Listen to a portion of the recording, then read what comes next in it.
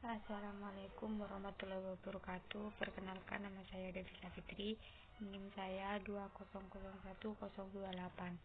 Di sini saya akan menjelaskan tentang konsep manajemen secara umum dan farmasi.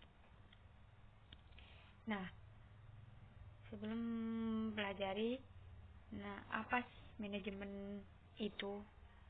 Manajemen adalah suatu proses yang terdiri dari perencanaan, pengorganisasian, pengarahan, dan pengawasan melalui pemanfaatan sumber daya dan sumber-sumber lainnya secara efektif dan efisiensi untuk mencapai suatu tujuan tertentu.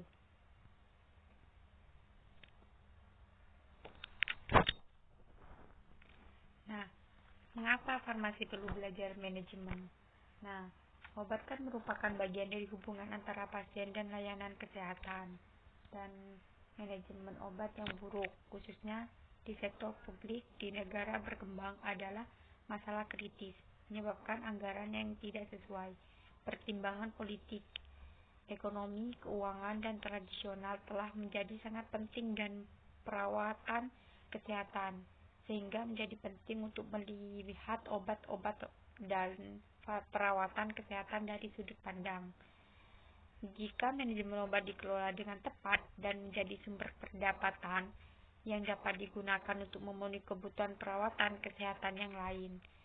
Menurut WHO, Management of Drug at Heart Country Level 2004. Nah, di sini ada fungsi manajemen obat, dilakukan dengan 4 fase. Fase yang utama itu ada pemilihan obat. Yang kedua itu ada pengadaan obat. Yang ketiga ada penyimpanan obat. Yang keempat ada penggunaan obat yang rasional. Kriteria dalam pemilihan obat meliputi hal-hal berikut. Memilih obat yang terjangkau sehingga dapat mengoptimalkan penggunaan sumber daya keuangan. Yang kedua itu melihat obat-obat yang sangat dibutuhkan untuk sebagian besar penyakit.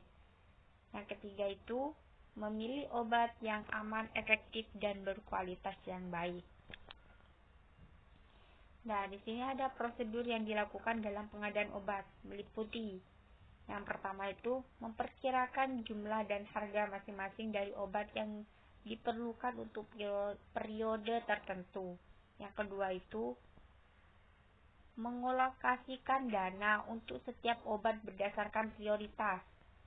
Penyimpanan obat yang tepat disimpan di area atau ruangan yang aman dan dirancang khusus untuk menghindari kerusakan pada obat, sehingga rusaknya label, menjamin kualitas dan potensi pencegahan kehilangan dan mencegah serangan hama. Nah, ini sangat dibutuhkan atau sangat diutamakan di setiap apotek. Penggunaan obat secara rasional. Pasien harus menerima obat sesuai dengan ketentuan-ketentuan berikut. Menurut WHO, Management of Drug at Heart Country Level 2004, yang pertama itu dosis. Nah, dosis ini sangat penting dan durasi pengobatan yang tepat dan sesuai. Rute dan frekuensi pemberian yang tepat. Tidak sembarang. Nah, di sini ada fungsi-fungsi manajemen tersendiri, ada pengarahan, pengawasan, perencanaan, dan pengorganisasian dan pengkoordinasi. Nah, di sini ada manajemen penggunaan obat, mutu pelayanan rumah sakit secara keseluruhan. Manajemen obat adalah pokok manajerial rumah sakit, terutama dalam hal pengolahan obat yang ada di rumah sakit yang bertujuan untuk kehabisan stok.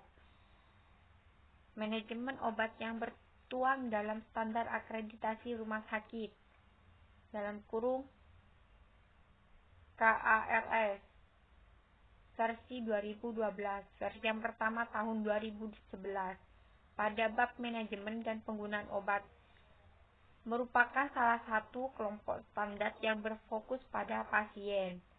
Standar ini mengatur berbagai sistem yang paling dikoordinasi dan dimultidisiplin ilmu terutama dalam hal menyeleksi, pengadaan, penyimpanan, memproses dan menyalurkan, serta mencatat masukan dan pengeluarannya. Penyimpanan dan memantau obat. Manajemen obat menjadi tanggung jawab bersama antara praktik farmasi, praktik klinis, dan para manajer. Manajemen obat dalam standar akreditasi versi 2012 terjadi dalam 7 standar MPO meliputi. Yang pertama itu, manajemen dan penggunaan obat 1, organisasi dan manajemen. Manajemen dan penggunaan obat 2, seleksi dan pengadaan. Yang manajemen dan penggunaan obat 3, ada penyimpanan. Manajemen dan penggunaan obat 4, ada pemasaran dan pencatatan. Manajemen dan penggunaan obat kelima, ada penyimpanan dan penyaluran. Yang terakhir, manajemen dan penggunaan obat yang keenam, ada pemberian. Yang terakhir, manajemen dan penggunaan obat ketujuh, ada pemantauan. Nah, ini yang dari manajemen menurut standar MPO meliputi.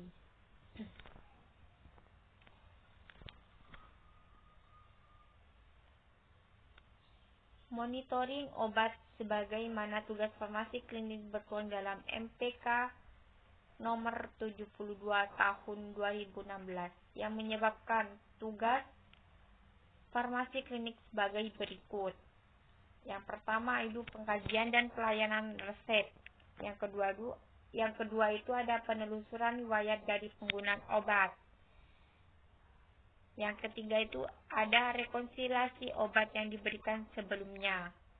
Yang keempat itu ada pelayanan informasi obat atau PIO. Yang kelima itu ada konseling. Yang keenam ada visit. Yang ketujuh ada pemantauan terapi obat atau PTO. Yang kedelapan itu ada monitoring efek samping obat. Yang 9 itu ada evaluasi penggunaan obat EPO. Yang ke-10 ada dispensing sediaan steril. Yang terakhir itu ada pemantauan kadar obat dalam darah PKOD. Nah, ini sangat penting untuk mengetahuinya. Ini menurut menurut PMK nomor 72 tahun 2016. Ini tugasnya farmasi klinik sebagai yang telah saya jelaskan tersebut. Sekian dari saya. Semoga bermanfaat. Wassalamualaikum warahmatullahi wabarakatuh.